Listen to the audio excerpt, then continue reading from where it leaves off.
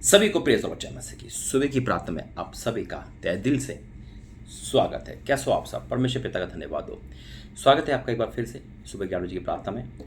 जैसे मैंने कहा कि पहले भी कि अगर 8 बजे प्रार्थना नहीं है तो 9 बजे तक आएगी, और 9 बजे भी नहीं आ रही तो फिर नहीं आएगी, लेकिन कोशिश करूँगा कि प्रार्थना आपको मिलती रहे। आइए पहले प्रार्थना करेंगे। धन्यवाद करते पिता, मेरा बोलना समझना प्रार्थना करना सब आपकी ओर से यीशु मसीह के नाम से आमीन। मेरे से सुबह का टाइम है और सुबह की बात कुछ मैं कहना चाहता हूँ। सुबह जो टाइम होता है ना, बड़ा क्रूशियल टाइम होता है, बहुत महत्वपूर्ण टाइम होता है। सुबह का टाइम अगर कहते हैं ना, सुबह अगर ख़राब है तो पूरा दिन खराब जाता है। कैसे खराब जाता है? जब शैतान हमारे जीवन में सुबह सुबह कलेश लेके आता है, नेगेटिव लेके आता है, या कुछ ऐसी बात लेके आता है तो हमारा मन नहीं लगता, कि हमारा मन वहीं सोचता है। या जब हम बीती रात सही नहीं सो पाते, चिंता में सोते हैं, जैसे हम सुबह उठते हैं तो हम क्या करते हैं? अपनी चिंताओं के बारे में सोचते हैं। जैसे ही उठते हैं ना, हमें कुछ समझ नहीं आता, हम उस समय न्यूज़पेपर या टीवी नहीं देखते, हम उस समय कहीं नहीं जाएंगे, हम चिंताओं में खो जाते हैं। फिर हम क्या सोचते हैं? ये कैसे होगा? स्कूल की फीस कैसे जाएगी? मकान का किराया कैसे जाएगा? अरे जो तनख्वाह मिलनी थी वो तो मैं पहले ही ले गया, अब तो मेरे पास सैलरी भी नहीं आएगी, जो आएगी उस पर कुछ होगा नहीं। अब लेकिन प्रभु के भवन में भी देना है ना, पास्टर जी को भी देना है। फिर आती है कटौती करना। कहाँ से? प्रभु के हिस्से से। चल इस बार दशमान नहीं देते, इस बार प्रभु के दास को नहीं बुलाते घर पे, इस बार हम अपने परमेश्वर के भवन नहीं जाते, किराया लगता है। और यही मौका होता है शैतान को दबोचने का, हमको।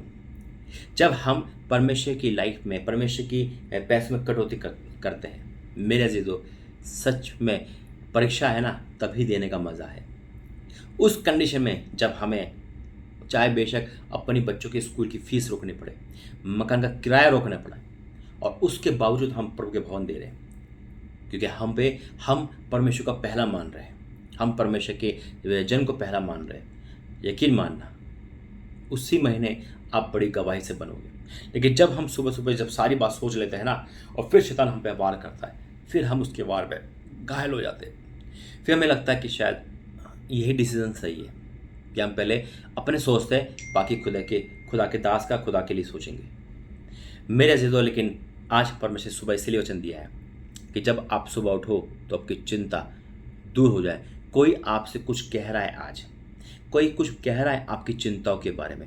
आइए प्रार्थना करेंगे। धन्यवाद करते हैं पिता, आज का वचन सबके जीवन में कार्य करे, यीशु मसीह के नाम से आमीन। ये वचन आपने बहुत बार पढ़ा होगा, 1000 बार पढ़ा होगा, लेकिन जितनी बार पढ़ोगे उतना नया हो जाएगा। ओ जीसस, थैंक यू लॉर्ड। पहला पतरस 5:7, पहला पतरस 5:7।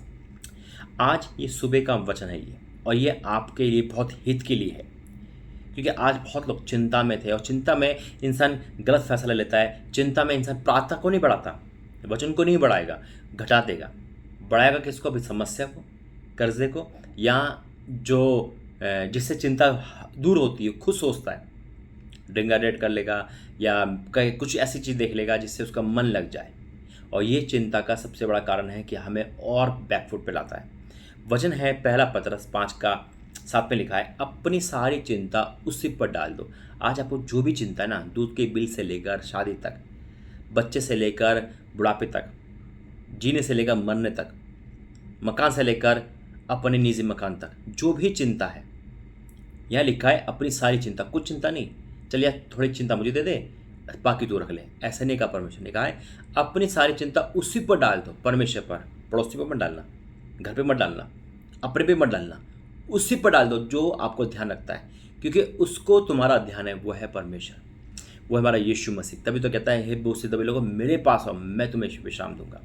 अगर आज आपने वचन सुन लिया और आपने मान लिया, तो आज से आपकी चिंता जाती रही, मैं डिक्लेयर करता हूँ। आइए प्रार्थना करेंगे। धन्यवाद करते हैं पिता, आज के सुबह आपने ये वचन दिया, लोगों की चिंता खत्म हुई, मैं विश्वास करता हूँ। जिन्होंने सुना वो आनंदित हो गए, मैं इस बात का धन्यवाद करता हूँ। इनकी सारी चिंता खत्म हो गई, मैं विश्वास करता हूँ, यीशु मसीह के नाम से आमीन।